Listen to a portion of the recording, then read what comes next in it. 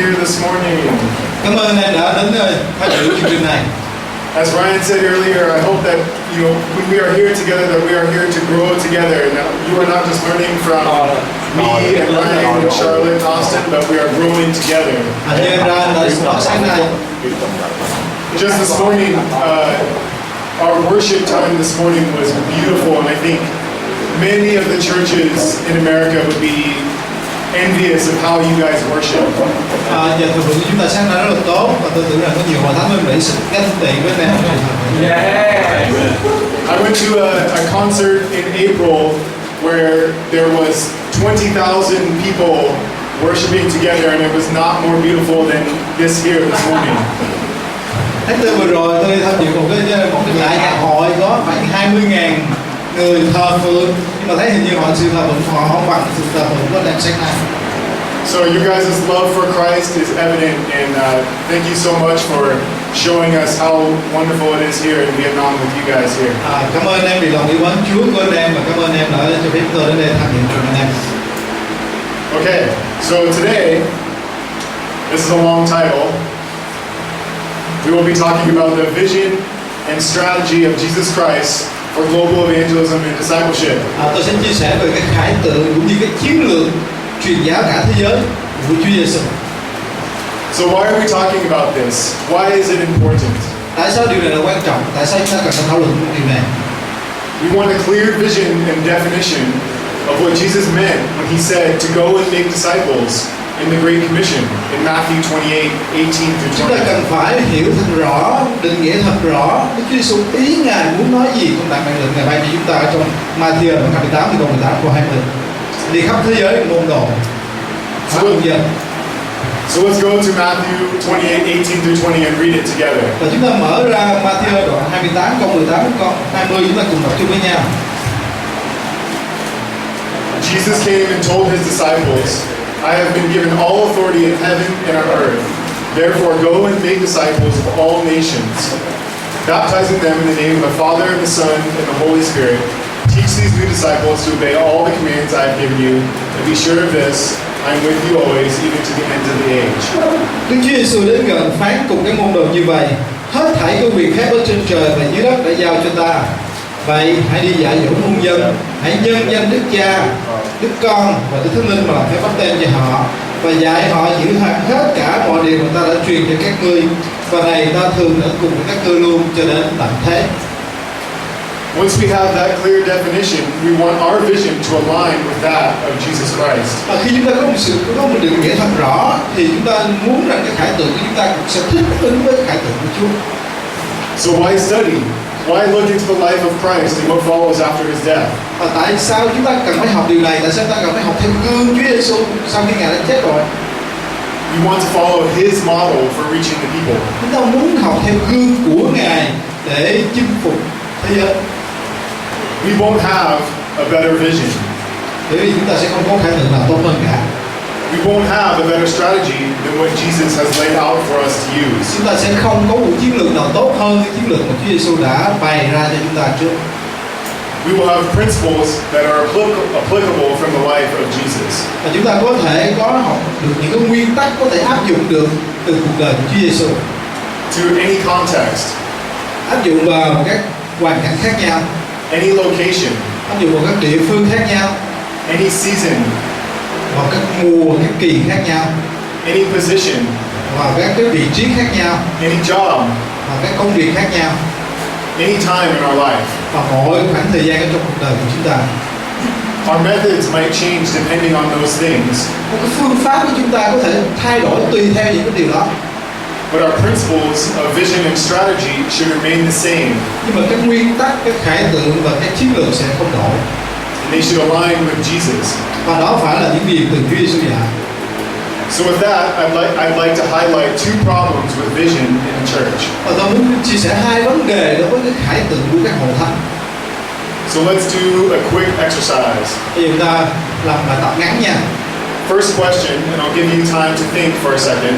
Và câu hỏi thứ nhất, tôi sẽ cho anh em thời gian để anh em suy nghĩ.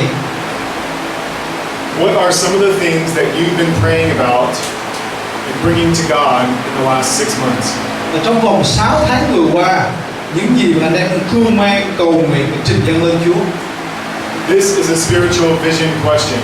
Đây là một câu hỏi về cái khải tượng thuộc linh của anh em. So think about this for a minute. Anh em dành một ít phút để suy nghĩ.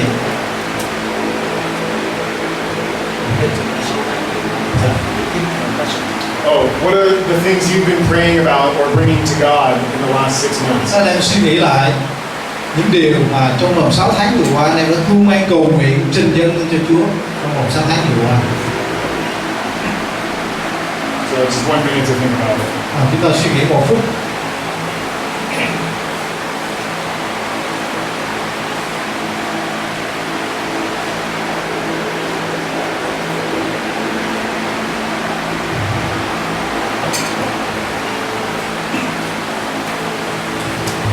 Now I want you to ask yourself this question.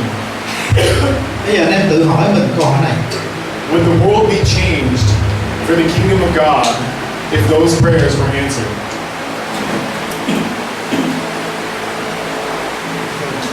Would the world be changed for the kingdom of God if your prayers were answered? Nếu như thế giới này thay đổi thì điều gì sẽ làm cho lời cầu nguyện của anh em được nhận lời? This is a spiritual vision question. Đây là câu hỏi cho cái khải tượng thuộc linh của anh em. And a convicting question for me. Và cái câu hỏi cũng làm cho tôi bị cáo trách. Is what is on God's heart also on my heart, or is it only about me? Đó là liệu rằng có phải những gì Chúa cưu mang cũng là những điều tôi cưu mang, hay là tôi chỉ suy nghĩ những điều của riêng tôi là thôi? This is not to minimize our prayers. Điều này không có nghĩa là chúng ta giới hạn cái sự cầu nguyện của chúng ta. We are always invited to bring our requests to God. Chúng ta được Chúa mời gọi là chúng ta trình dâng những nan đề mình cho Chúa. We should always bring our questions, our needs, our problems, our thoughts, our thank yous. Chúng ta có thể trình dâng cho Chúa những điều chúng ta cầu xin, những điều chúng ta cảm ơn Ngài, những cái câu hỏi, những cái thắc mắc chúng ta, những cái gì mà chúng ta cưu mang. But still, we should aim for when we pray is what is on our heart, also on what is on God's heart. Nhưng mà chúng ta cũng phải tự tra xét cái điều ở trong lòng tôi, nó có ở trong lòng Đức Chúa Trời không? I think too often I'm always bringing things to God that if my prayers were answered, the world wouldn't change at all. Và nhiều lúc tôi nghĩ rằng những gì mà tôi cầu nguyện với Chúa, nếu mà Chúa nhận lời tôi thì như thế giới này chẳng thay đổi gì cả. So ask yourself, is what is on my heart also on God's heart? Cho anh em hãy tự hỏi, tự vấn với mình rằng những điều ở trong lòng tôi có ở trong lòng Đức Chúa Trời không? If what I prayed for came true, if my prayers were answered, would there be a change in the kingdom of God? Nếu như những lời tôi cầu nguyện mà được nhận lời, nó có đem đến sự thay đổi nào ở thế giới này, có đem sự thay đổi nào trong vương quốc của Đức Chúa Trời không? Okay, next question to think and consider. Và câu thứ hai anh em cần suy nghĩ. If your church was transported to 2,000 years ago, Nếu như nếu như hội thánh của anh em quay trở lại 2.000 năm trước, after the death, burial, and resurrection of Jesus, sau khi Chúa Giê-xu chịu chết, chịu chôn và chịu sống lại, back then there was a budding gospel witness in every major city in Asia Minor after 32 years. và bây giờ có một cái nhu cầu rất lớn là giảng tin lành của Chúa Giê-xu cho các thành phố lớn ở vùng Tiểu Á, ở vùng Trung Đông và thời bây giờ. That's all of modern day Turkey. Và cái vùng mà bây giờ là nước Thổ Nhĩ Kỳ đó, due to the following and faithfulness of Jesus' disciples. và các môn đồ, các sứ đồ của Chúa đã chứng đạo một cách trung tín. Remember, there's no cars, Nhớ là lúc đó không xe hơi nha, no motorbikes, không có xe Honda, no phones, không có điện thoại, no internet, không có internet, no Facebook. không có Facebook. Just faithful servants of Christ following His model. Đó là những người tin Chúa, đi theo cái tấm gương của Chúa, theo cái gương mẫu của Chúa thôi. So ask yourself, would your church's results have been the same? Và em suy nghĩ là nếu họ chúng ta quay lại 2.000 năm trước thì họ chúng ta cũng có sẽ giống như họ không? These are spiritual vision questions. Đây là câu hỏi trong cái khải tượng mà thuộc linh. So Jesus saw the people through the man and through the woman. Đức Chúa Giê-xu Christ chinh phục người khác qua những người nam, qua những người nữ. And then build the man and build the woman to reach the people. Và Ngài gây dựng, Ngài xây dựng những người nam, người nữ để chinh phục thêm những người khác. This is how Jesus chose to advance the gospel throughout the world. Đó là cái cách mà Đức Chúa Giê-xu chọn để lan tỏa tinh thần của Ngài ra. So a vision without a strategy is just a wish, a dream. Một cái khải tượng mà không có chiến lược thì đó chỉ là một ước mơ thôi. I've had some of these. I'm going to be the best football player. Tôi cũng từng có những điều này. Tôi ước mơ là tôi sẽ là một cầu thủ football, cầu thủ bóng bầu dục thật là nổi tiếng. The best student. Tôi ước mơ mình sẽ là một sinh viên thật là xuất sắc. Or dare I say the best church at reaching new believers. Hoặc là một cái hội thánh thật là xuất sắc để chinh phục những người tội nhân. But these visions without a strategy are just wishes. Nhưng mà những cái khải tượng mà không có chiến lược chỉ là những lời ước ao mà thôi. Alternatively, a strategy without a vision is like hitting a bullseye on the wrong target. Còn một chiến lược mà không có khải tượng thì giống như nó là đá một trái banh mà không có mục đích gì. If I close my eyes and release an arrow and then circle where it hits, that's not achieving Jesus' vision. Bây giờ ta nhắm mắt, bây giờ nếu tôi nhắm mắt, tôi bắn một mũi tên ra, bắn nó phập một cái, xong rồi tôi đến đó tôi hành vòng tròn xung quanh mũi tên. Đó không phải là cách Chúa Giê-xu làm. We need both. Chúng ta cần cả hai, cả khải tượng và cả chiến lược. So what did Jesus do? Chúa Giê-xu đã làm như thế nào? Jesus spent the majority of his time with his disciples. Chúa Giê-xu dành phần lớn thời gian của Ngài cho các sứ đồ, cho các môn đồ của Ngài. Either it was aimless or an accident. Either it was aimless or an accident. I highly doubt it. Dầu rằng là Ngài có kế hoạch trước hay không, hay là chỉ tình cờ gặp một ai đó, tôi cũng nghi ngờ về điều này. Or he had a huge vision for the future. Hay là Ngài có một cái khải tượng thật là lớn về tương lai. And purposely acted intentionally and acted small. Và Ngài làm điều đó một cách intensively, một cách có chủ ý có chủ đích. một cách có chủ đích, một cách dành cái nỗ lực mình cho việc đó. Relationally and personally. Qua những cái mối quan hệ của Ngài. While thinking globally. Và trong lúc cái suy nghĩ của Ngài thì suy nghĩ cả toàn cầu. And eternally. Và suy nghĩ một cách đời đời. How encouraging is this that we can pour into a few people at a time and impact the world. Và thật là khích lệ khi ta nghĩ rằng khi ta đầu tư cho một vài người thì nó có thể thay đổi cả thế giới. So Jesus sees the people through the person. Chúa Giê-xu nhìn thấy đoàn dân qua những con người. This is very encouraging to me. Đây là điều mà tôi thấy rất là khích lệ. Sometimes I feel like I need to see lots of fruit right away, like spiritual fruit. I need to see results. Nhiều khi là tôi thích nhìn thấy kết quả, tôi muốn thấy nhiều những kết quả thuộc linh. But God is just as pleased with the process as He is the product. Nhưng mà Chúa thì quan trọng hơn cái quá trình mình làm hơn là kết quả của mình. God loved us in response. We love others in response to the love that was given to us.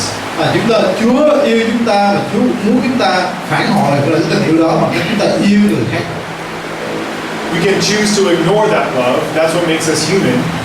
Chúng ta có thể phớt lờ cái tình yêu đó, tại vì chúng ta là bản năng con người. We have the ability to respond to that love. It's not love if it's forced. Nếu chúng ta bị bắt buộc phải đáp ứng lại thì đó không còn là tình yêu nữa, đó là một sự cưỡng bức rồi.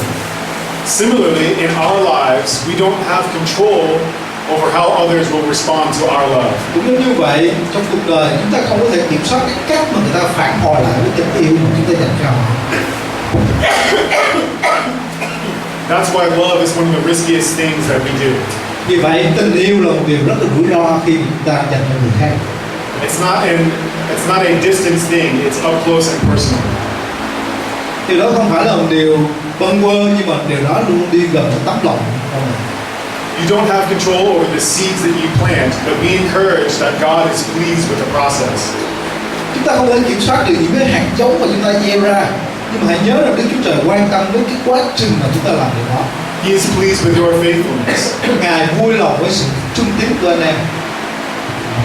So if we're going to have a vision, Chúng ta phải có khải tượng, that is to understand not just what our vision is, but what God's vision is for us. không phải là khải tượng riêng cho chúng ta, nhưng mà khải tượng Chúa dành cho chúng ta. We need to understand how Jesus sees people. Chúng ta phải hiểu là Chúa nhìn con người như thế nào. So what is on Jesus' heart? Và cái điều gì ở trong lòng của Đức Chúa Giê-xu là gì? Let's go to Matthew 9:35. Ma-thi-ơ 9:25.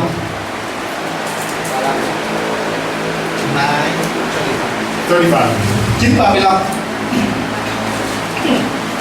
Ma-thi-ơ 9:35. Đức Chúa Giê-xu đi khắp các thành, các làng, dạy dỗ trong các nhà hội, giảng tin lành nước Đức Chúa Trời và chữa lành các thứ tật bệnh. And I'll be going through 38. Cho tới câu 38. Khi Ngài thấy những đám dân đông thì động lòng thương xót vì họ cùng cố và tan lạc như chiên không có kẻ chăn. Ngài bèn phán cùng môn đồ rằng mùa gặt thì thật trúng, song con gặt thì ít. Vậy hãy cầu xin chủ mùa gặt sai con gặt đến trong mùa mình. So how does Jesus see the people here? Look at verse 36. Ở đây Đức Chúa Giê-xu nhìn đoàn dân như thế nào? Chúng ta nhìn đến câu 36.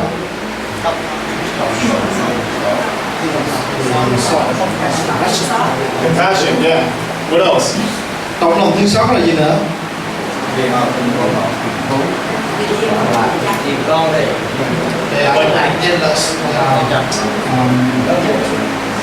Like sheep without a shepherd. Giống như bầy chiên không có người chăn.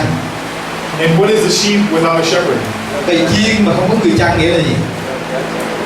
Dead meat. Trở thành con mồi cho những con thú khác, đúng không? They don't stand a chance at all. Không, hoàn toàn không có cơ hội để sống sót. So Jesus sees our bad situation, our helplessness, Chúa Giê-xu thấy cái sự tuyệt vọng của đoàn dân, and He is not condescending. và Chúa Giê-xu không có hài lòng với cái hoàn cảnh đó. Instead, like you said, He is moved with compassion for us. Và anh em đã thấy cái điều đó là Chúa Giê-xu động lòng thương xót. A good definition for passion that I have heard is this. Một cái định nghĩa về lòng thương xót mà tôi đã nghe là thế này. Passion equals suffering. Cái passion tức là cái lòng đam mê đó. Cái sự đam mê sẽ đi liền với cái sự khốn khổ, cái sự hoạn nạn. The willingness to be in pain for something that matters more than pain itself.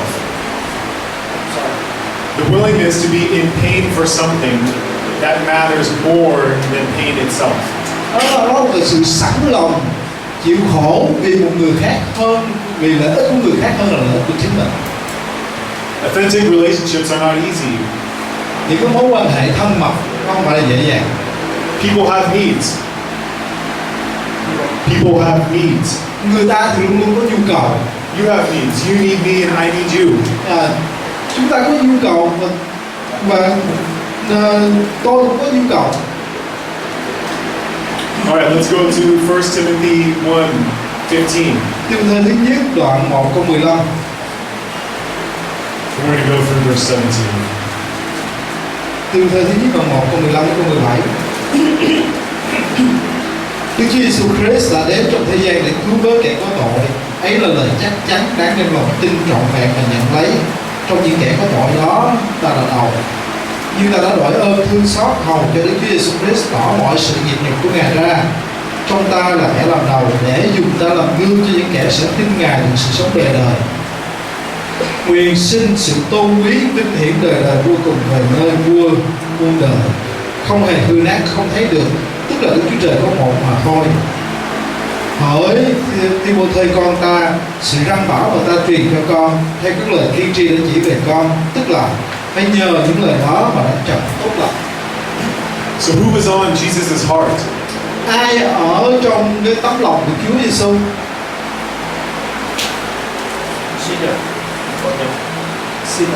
Exactly, the sinners of the world, everybody. Tội nhân ở thế gian này. Tức là điều đó có nghĩa là tất cả mọi người. He sees us as we really are in our fallen state. Và Chúa nhìn thấy chúng ta là những con người thật sự, chúng ta trong cái tình trạng hư mất của chúng ta. Okay, let's go to 2 Peter 3:9.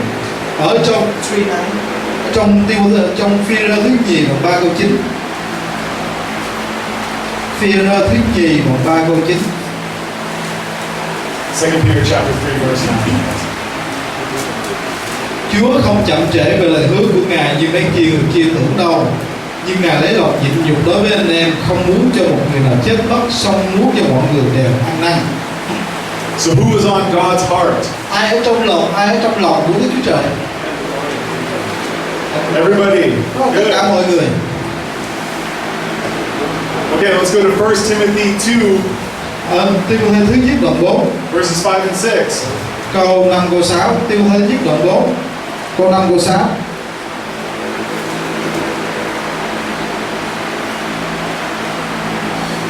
Ti-mô-thê nhất đoạn 4 câu 5 câu 6. 1 Timothy 2, Ti-mô-thê nhất đoạn 2 verses 5 and 6. Ti-mô-thê thứ nhất đoạn 2 câu 5 câu 6. Vì chỉ có một Đức Chúa Trời và chỉ có một đấng trung bảo ở giữa Đức Chúa Trời và loài người, tức là Đức Chúa Giê-xu Christ là người. Ngài đã phó chứng minh Ngài làm giá chuộc mọi người. Ấy là lời chứng đã làm đúng kỳ. So who is this ransom for? Who does he purchase freedom for? Và Ngài đã làm giá cứu chuộc cho ai? Everybody, for all, not just me, not just you, but everybody. Cho tất cả mọi người, không chỉ riêng tôi, không riêng anh em, nhưng mà cho mọi người. Let's go to 1 John chapter 2, verse 2. Giăng nhất đoạn 2 câu 2. Giăng nhất đoạn 2 câu 2.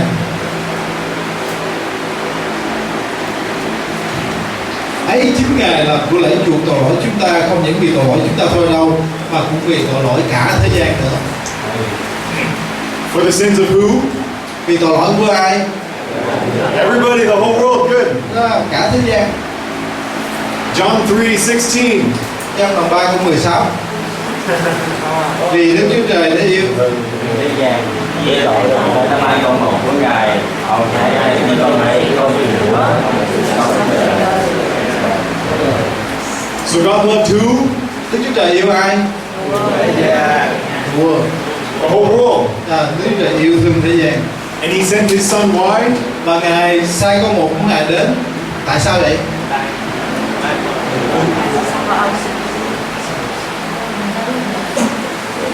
Tại sao? Yeah, to love. Not to judge the world, but to love them, to save them. Vì yêu thương, Ngài mang con một của Ngài đến để cứu thế gian. So does God see the world? Đó là cách mà Đức Chúa Trời nhìn đến thế gian này. Does he see more than just you? Ngài nhìn đến thế gian này xa hơn các bạn. And does he allow himself to be moved by what he sees? Và liệu rằng các bạn có chịu hạ mình nhìn thế gian này theo cách Ngài nhìn không? I think yes. Yes không? God sees and has compassion for the world, for everybody. Đức Chúa Trời nhìn và động lòng thương xót cho tất cả mọi người. How many people in the world today are unreached? Bao nhiêu người trên thế gian ngày hôm nay chưa được nghe tin lành? How many people in your country, Bao nhiêu người ở quốc gia anh em chưa được nghe tin lành? your city, Thành phố của anh em, your neighborhood? ở trong làng xóm của anh em. What is God's heart for them, and how does God feel about them? Và Đức Chúa Trời, lòng của Ngài như thế nào đối với họ, và Ngài cảm thấy gì đối với họ, And how do you feel about them? và anh em sẽ nghĩ thấy gì về họ. We want our vision to match God's vision. Phải khải tượng của anh em phải khớp với khải tượng của Chúa. Okay, let's jump back to Matthew chapter 9, verses 37 and 38. Matthew chapter 9, Matthew đoạn 9. What verse? Matthew 9, 37. câu 37.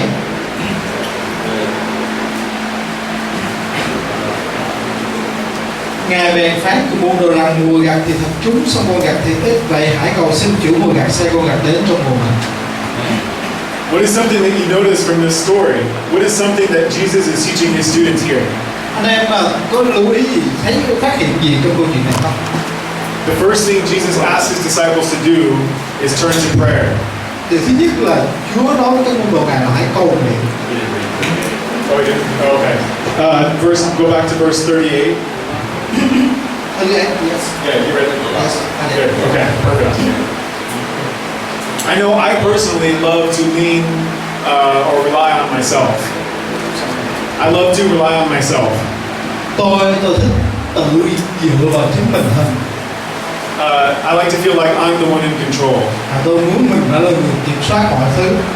And only when I'm helpless is my first instinct to turn to God for prayer. Và khi nào mà tôi bất lực, bất năng rồi, lúc đó tôi mới cầu nguyện. But that is not Jesus' example. Nhưng mà đây không phải là cái cách mà Chúa Giê-xu dạy chúng ta. Take yourself to prayer first. Đó là chúng ta hãy cầu nguyện cho chính mình trước. It is not a secondary tool, but a primary weapon.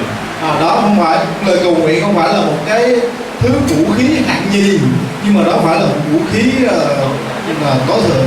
Amen.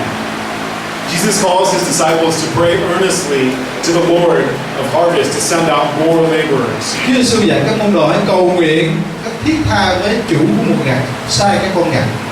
And it turns out they are the answer to their own prayer. Và tình huống trở ra là lời cầu nguyện họ được nhận. So let's go to Matthew 10:1. Matthew đoạn 10 câu 1. Đức Chúa Giê-xu gọi 12 môn đồ đến ban quyền phép trừ tà ma và chữa lành các thứ tật bệnh.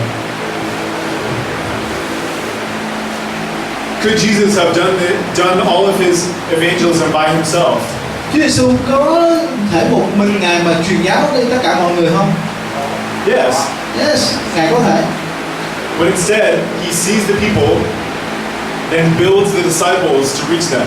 Nhưng mà Ngài nhìn thấy đoàn dân đông và Ngài đào tạo lên những người môn đồ để người môn đồ đi đến chinh phục đoàn dân kia. He chose instead to pour into his disciples. Và Ngài đã chọn là Ngài đổ chính mình Ngài vào trong cái môn đồ.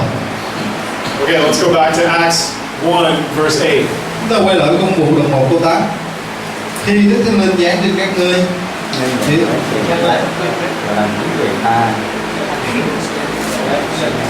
về đây sang bên đến cùng cố gắng.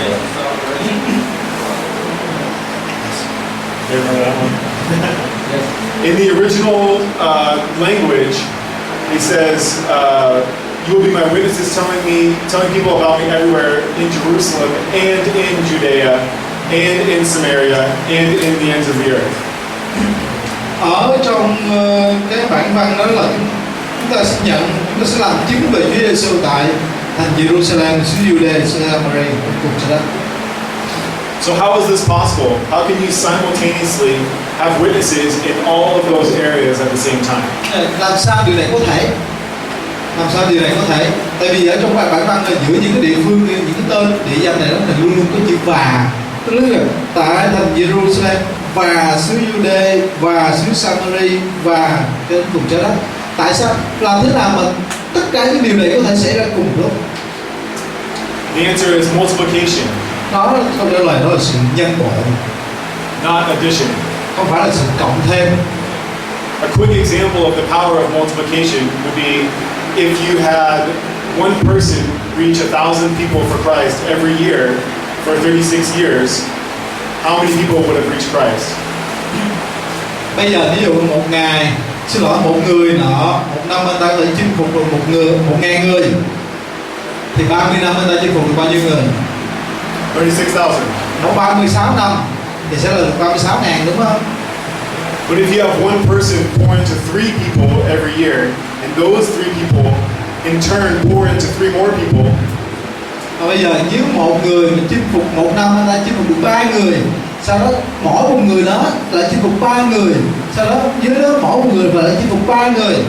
over those same 36 years, over 1 million people could be reached. Thì trong vòng 36 năm, giống như cái hồi nãy 36 năm, thì bây giờ sẽ được hơn 1 triệu người sẽ được tin Chúa. Amen. Vâng, hiểu cái ý này không ạ?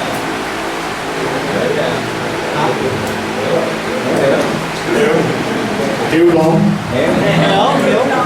Hiểu không? Now, to give more weight as to why we place so much emphasis on discipleship and the methods of Jesus, please turn to John 17, verse 4. Giăng 17 câu 4 chúng ta sẽ đọc để thấy thêm cái sự sức mạnh của việc môn đồ hóa mà Chúa Giê-xu đã dạy. Giăng 17 câu 4.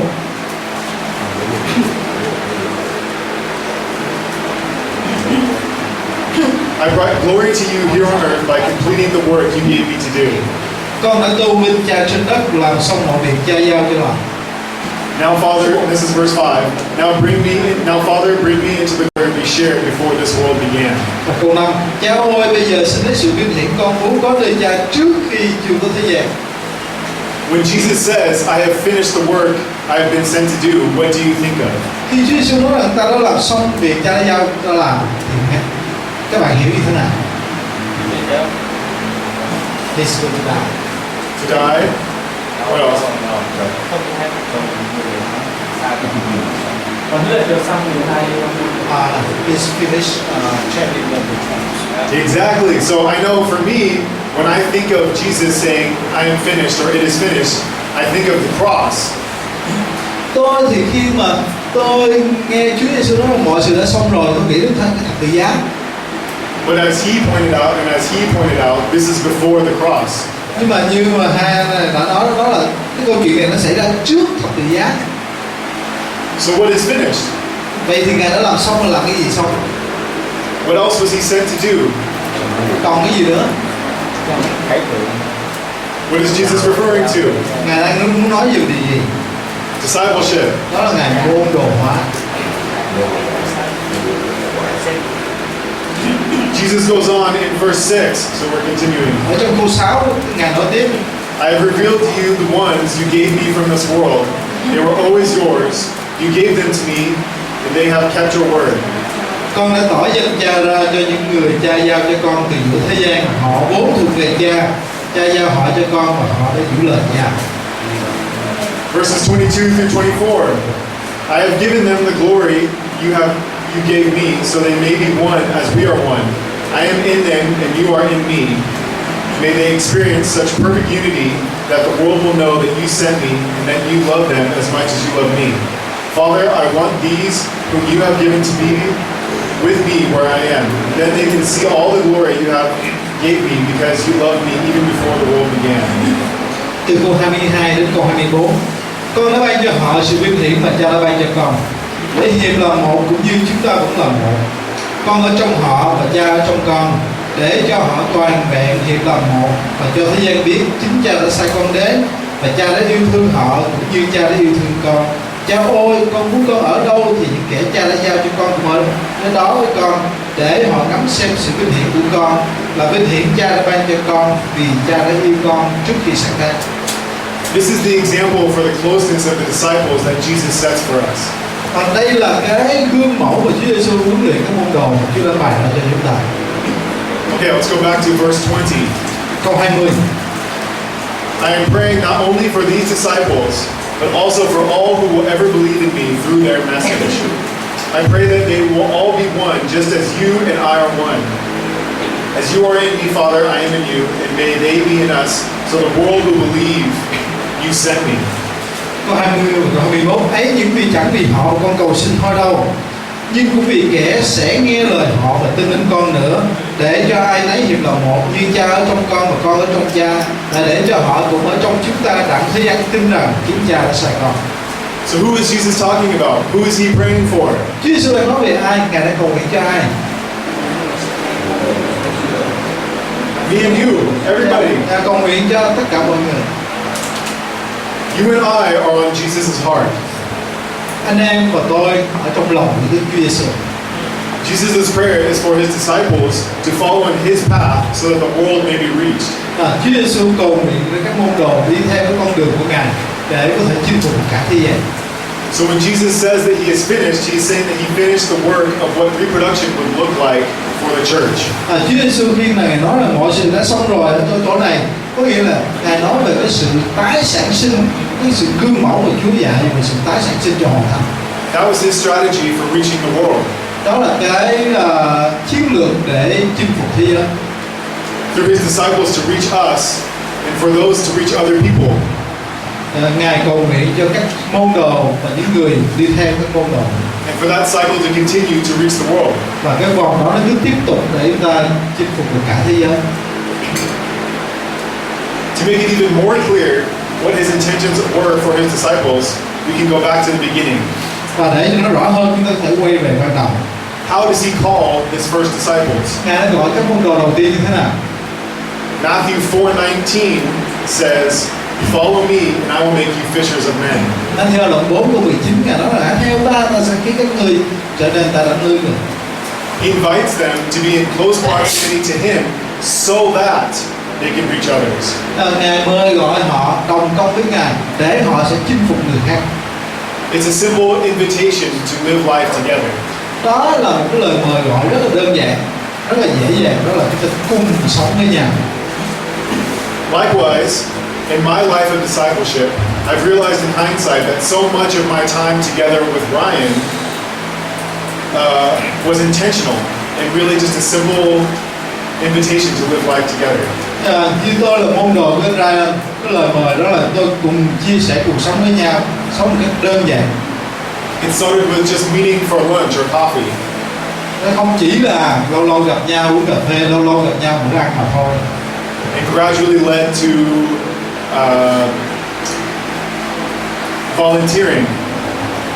Và từ từ nó sẽ phát triển lên thành những sự tình nguyện đi cùng làm việc với nhau, Leading Bible studies together. cùng học kinh thánh với nhau, Studying the Bible together. cùng học cùng nghiên cứu, Dinner. cùng đi ăn tối, Birthday parties. bạn sẽ có cùng có những bữa tiệc. It really is life together, Đó là chúng ta cùng sống với nhau, not some kind of contract between a teacher and student. chứ không phải là một cái hợp đồng giữa ông thầy với người học trò. It's life on life. Đó là những cuộc đời sống chung với nhau. It's not always easy. I'm sure there were days when Ryan could have said, "Oh, I'm too busy." Dĩ nhiên lúc cái quá trình này không phải lúc nào cũng dễ dàng, sẽ có những người hẹn ra nó nói đến tôi là hôm nay tôi bận, Or I'm too stressed. hôm nay tôi bị stress quá đi, Or I'm too tired. My 2 kids kept me up all night. hoặc là hôm nay tôi mệt quá, 2 đứa con nó không bao giờ nó để cho tôi ngủ đêm nay. But if it's life together, you can make time for discipleship in your life. Nhưng mà khi bạn sống cuộc đời với nhau, bạn sẽ luôn dành những khoảng thời gian cho nhau. It can be going to the market, Bạn có thể cùng đi chợ, running errands,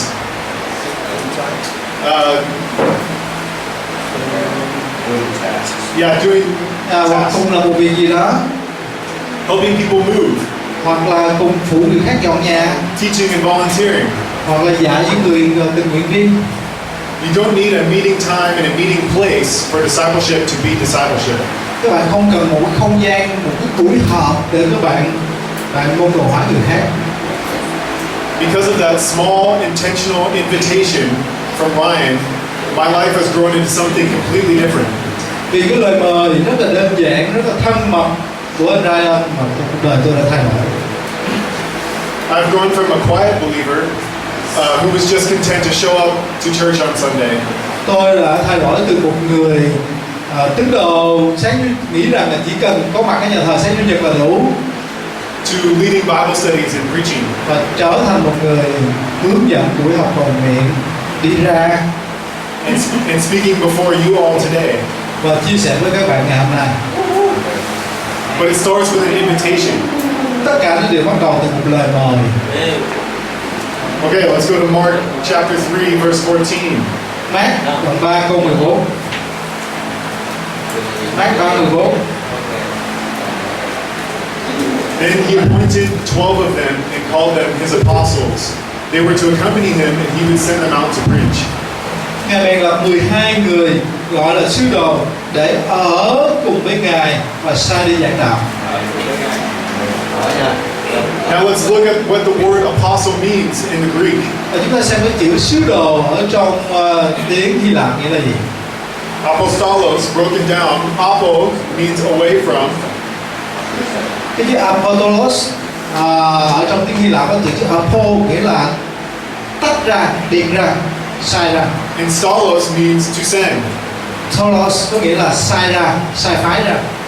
So from the very beginning, right down to the name he gives his disciples, it means to send away or to send out. Nên ngay từ bắt đầu khi Ngài gọi những người theo Ngài đã gọi họ là sứ đồ, tức là những người đó sẽ được sai đi ra. It's like naming your kids when they turn 18, move out. Giống như các bạn nói với con cái mình khi lớn rồi đó, mày đi ra ngoài thì sắp. Cái câu này ở Mỹ. So there's an understanding that it's not a permanent situation. Đây là cái chúng ta phải hiểu điều này để chúng ta hiểu bản chất của hai cái chữ sứ đồ. Jesus was saying that they would be with him for a season and that they would be then sent out. Và Chúa Giê-xu nói là họ sẽ ở với Ngài một khoảng thời gian thôi, sau đó là họ sẽ được sai ra. Paul also gives us a good idea of what discipleship should look like and what life on life means. Và Phaolô cũng cho chúng ta thấy một cái ví dụ rất là cụ thể, môn đồ hóa là chúng ta dành cuộc đời cho nhau. So let's go to 2 Timothy chapter 3, verses 10 and 11. Tiêu Thế Nhì đoạn 3 câu 10 câu 11. Tiêu Thế Nhì đoạn 3 câu 10 câu 11. Paul shows us the closeness of the relationship between him and Timothy. Phaolô đã cho thấy một mối quan hệ rất là gần gũi giữa ông và người môn đồ của ông là Timothy. But you, Timothy, certainly know what I teach and how I live, and what my purpose in life is. You know my faith, my patience, my love, and my endurance. You know how much persecution and suffering I have endured. You know all about how I was persecuted in Antioch, Iconium, Lystra, but the Lord rescued me from all of it. Về phần con ở đây là Phaolô đang nói với Timothy. Về phần con đã noi theo ta trong sự dạy dỗ, tánh hạnh, ý muốn, đức tin, nhịn nhục, yêu thương, bền đổ của ta trong những sự bắt bớ và hoạn nạn đã xảy đến cho ta tại thành Antioch, Iconium và Lystra. Những sự bắt bớ đó ta đều chịu cả và Chúa đã cứu ta thoát khỏi luôn luôn. When Paul writes to Timothy, you can see the depth of his relationship. Khi mà Phaolô viết cho Timothy, chúng ta có thể thấy cái chiều sâu của mối quan hệ thầy trò này. As Ryan said, it's not a mile wide and an inch deep. Như anh ra nói sáng nay, không phải là rộng một dặm mà sâu một lóng tay. Your disciples should be part of your life so much that they can see, as Paul says. Và cái mối quan hệ giữa anh em với người môn đồ của mình phải sâu sắc như Phaolô vậy. They can see what you teach, Để họ thấy sự giảng dạy của anh em, how you live, họ thấy cái nếp sống của anh em, your purpose. họ thấy cái mục đích của anh em. When they are with you, what do they see? Khi họ ở cùng với anh em thì họ sẽ thấy cái gì? Your life, your whole life. Họ sẽ thấy cả cuộc đời, They see everything.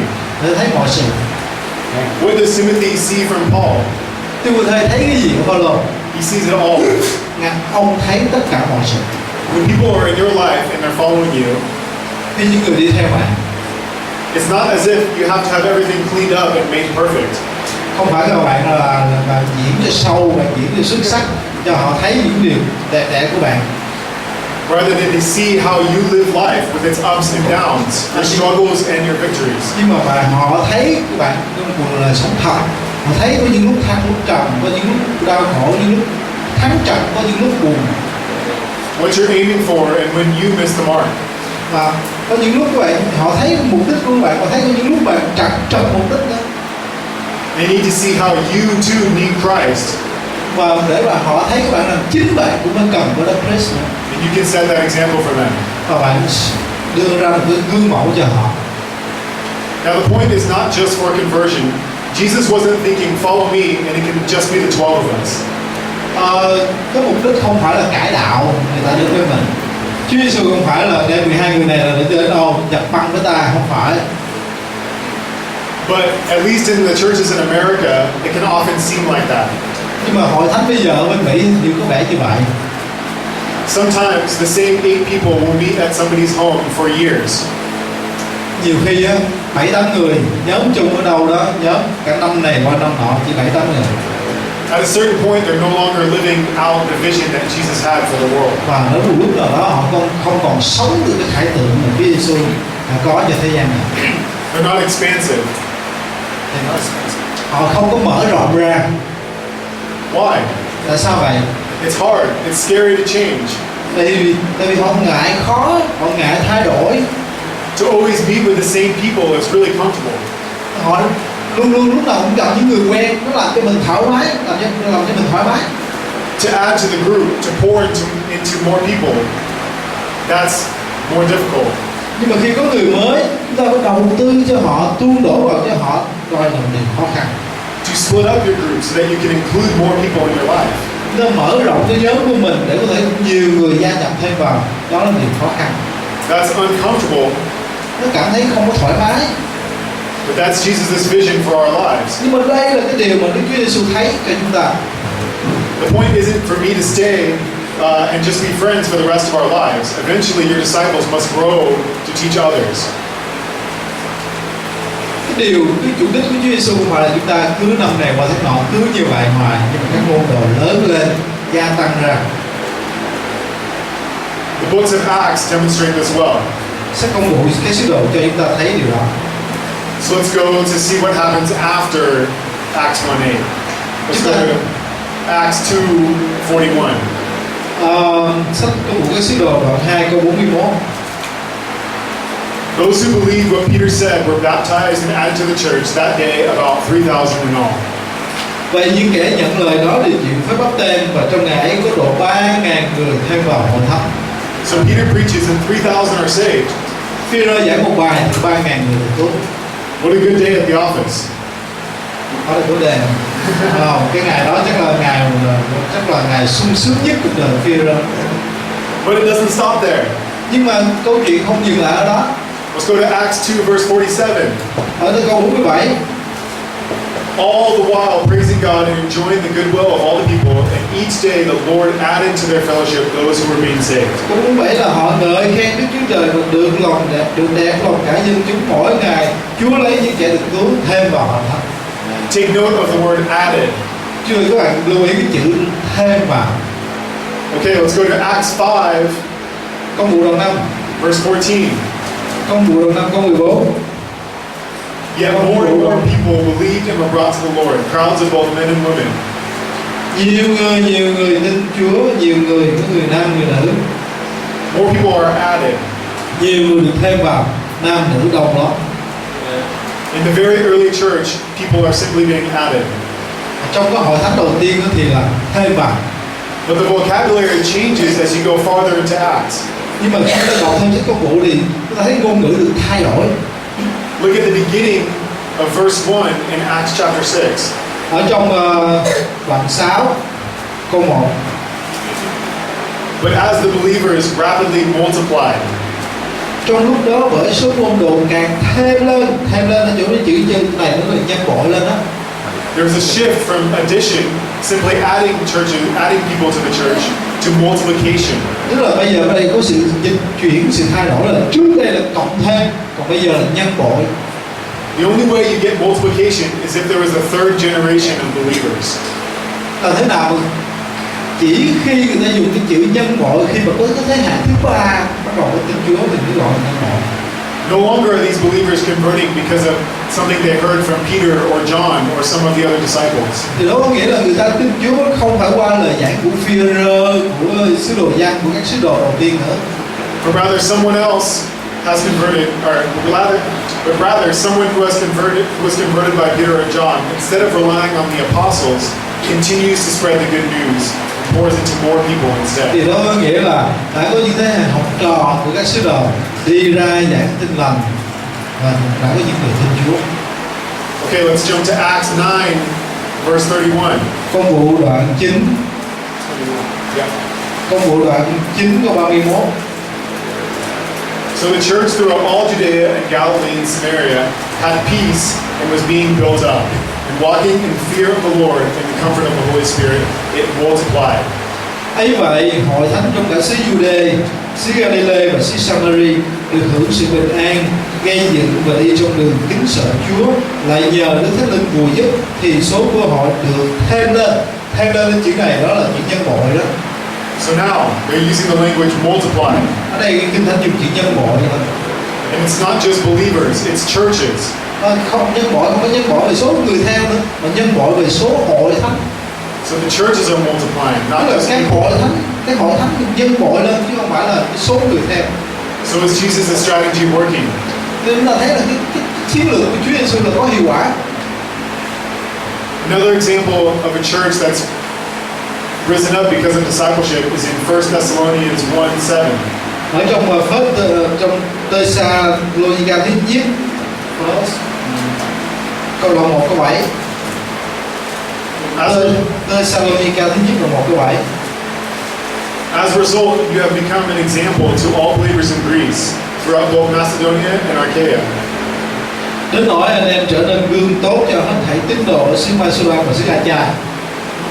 Through Paul's following of Jesus and the Thessalonians imitating Paul, they had become like the churches in Jerusalem and set an example for all of Greece. Vì đạo Chúa không những từ anh em mang ra trong xứ Macedonia và Achaia ra đâu, nhưng đức tin anh em có trong Đức Chúa Trời đồn ở khắp mọi nơi.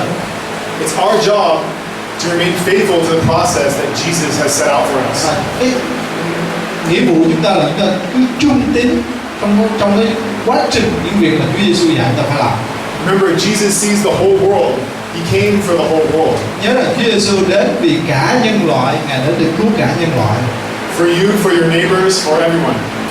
Cứu các bạn, cứu những người lân cận các bạn, cứu tất cả mọi người. His vision is wide. He has compassion for the whole world. Cái khải tượng của Ngài là rộng lớn và Ngài cái sự thương xót của Ngài là rộng lớn, Ngài muốn cứu cả thế giới. But what was his strategy? Nhưng mà cái chiến lược của Ngài là gì? He builds up men and women so they can build up others and continue to reach the world. Đó là Ngài môn đồ, Ngài huấn luyện người nam, người nữ để đến lượt họ, những người nam, người nữ nó sẽ chinh phục người khác, huấn luyện người khác. It all starts with a simple invitation. Tất cả đều bắt đầu bằng một lời mời rất là đơn giản. Who can be reached by you following that plan? When Jesus' plan for you, what was Jesus' plan for you? Ta nhìn xem cái kế hoạch của Chúa dành cho cuộc đời mình là gì? It starts with an invitation to love and live life, not showing thousands, but a few people at a time. Chúng ta sống yêu thương, giúp đỡ người khác không phải để phục vụ đám đông, nhưng mà phục vụ vài người từng lúc vài người. A few people at a time to show how to follow Jesus and teach them to do the same. Và chúng ta bày tỏ cho vài người cách mà chúng ta yêu mến Chúa và dạy họ làm theo. So with that, I'd like to pray, and then I have a exercise for you to do. Và tôi xin cầu nguyện.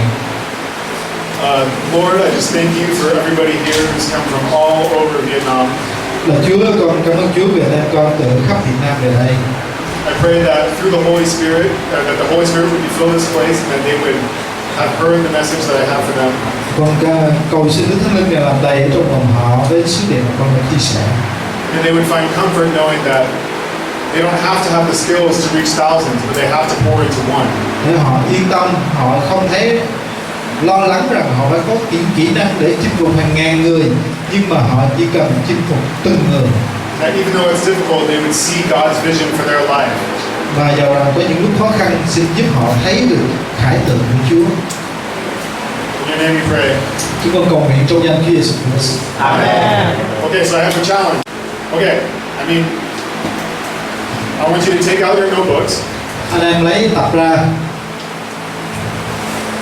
Mỗi người cũng tập rồi đó. For the next couple of minutes, I want you to pray and write down 5 people who you would consider discipling in your life. Anh em lấy tập ra, yên lặng cầu nguyện và suy nghĩ và viết ra tên của 5 người mà anh em suy nghĩ rằng anh em sẽ môn đồ họ. These people are already in your life. God places these people in your life. Những người mà Đức Chúa Trời đã đặt vào trong cuộc đời anh em. So pray about who these people would be. Để cầu nguyện để nhìn ra 5 người này. And keep this paper, and we'll talk about it next time I talk to you. Và giữ tên họ là trong tập của anh em. Lần tới chúng ta sẽ gặp nhau.